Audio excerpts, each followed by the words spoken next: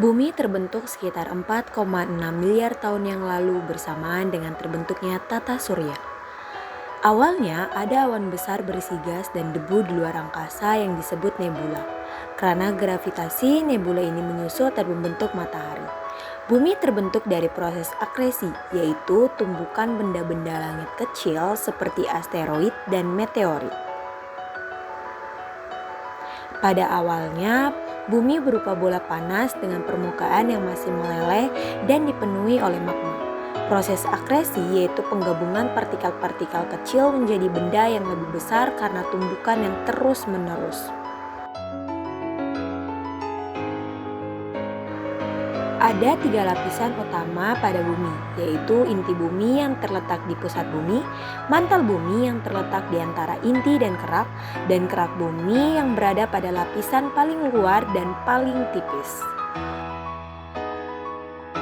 Saat bumi masih sangat panas dan berbentuk bola magma, yang terjadi yaitu proses disebut diferensiasi, di mana dalam proses ini unsur-unsur berat seperti besi dan nikel tenggelam ke pusat bumi dan membentuk inti. Sementara itu, unsur yang lebih ringan naik ke bagian luar dan membentuk mantel serta kerak bumi. Kerak inilah yang kemudian menjadi dasar benua dan dasar samudra sehingga proses diferensiasi sangat penting dalam pembentukan lingkungan laut.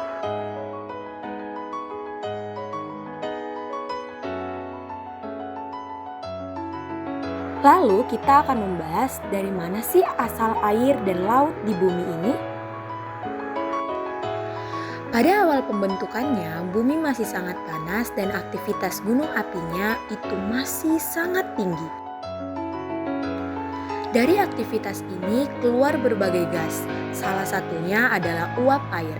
Proses pelepasan gas dari dalam bumi ini disebut degassing. Ketika suhu bumi mulai menurun, uap air tersebut berubah menjadi hujan yang terus-menerus selama jutaan tahun.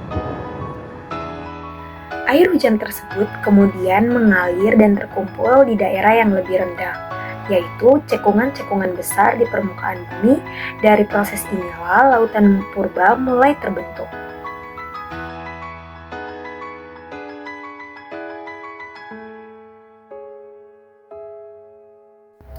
Nah teman-teman, selain berasal dari dalam bumi, sebagian air juga itu diduga berasal dari luar angkasa. Pada masa awal pembentukan bumi, banyak sekali komet dan asteroid yang menabrak bumi dan membawa es serta senyawa air, sehingga itu dapat menambah jumlah air di permukaan bumi.